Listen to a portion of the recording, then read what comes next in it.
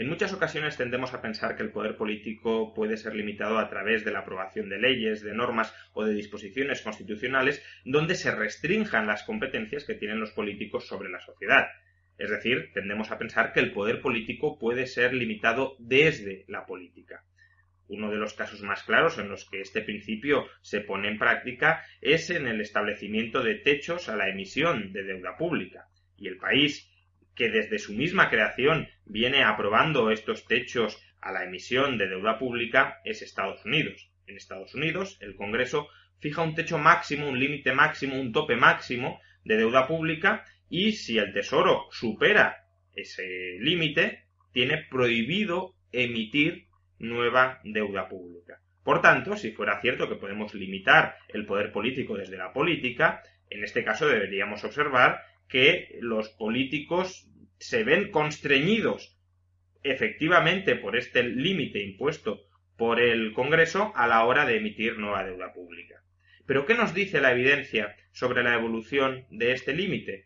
Pues básicamente nos dice que desde el año 1939 el límite ha sido muy poco efectivo para limitar de verdad la emisión de deuda pública.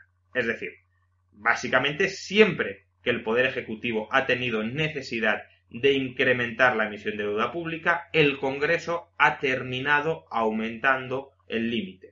Podemos observar claramente cómo la línea azul, que marca el límite impuesto por el Congreso, va incrementándose sostenidamente según pasa el tiempo y según la necesidad de emitir nueva deuda pública. De hecho, en un reciente artículo, el Premio Nobel de Economía, Thomas Sargent, básicamente viene a decir esto, que el límite sí fue efectivo antes del año 39, porque el límite a veces aumentaba, a veces se reducía, y en todo caso constituía un punto focal, un punto de referencia al cual los agentes podían mirar para saber a largo plazo en qué entorno se movería la deuda pública, pero a partir de 1939, desde luego, el límite ha dejado de ser ese corsé que limita la emisión de deuda pública. O dicho de otra manera, si uno es ciudadano de Estados Unidos aquí y tiene este límite de deuda pública fijado, es imposible que pudiese prever, 10 años después, 20 años después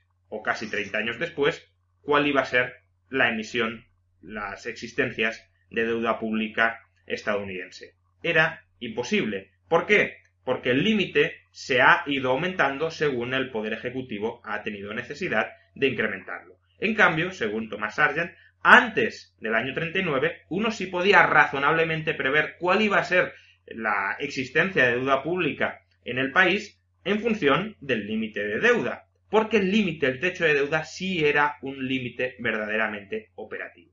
Por tanto, desde el año 39 este límite ha caído en absoluto papel mojado, no sirve absolutamente para nada.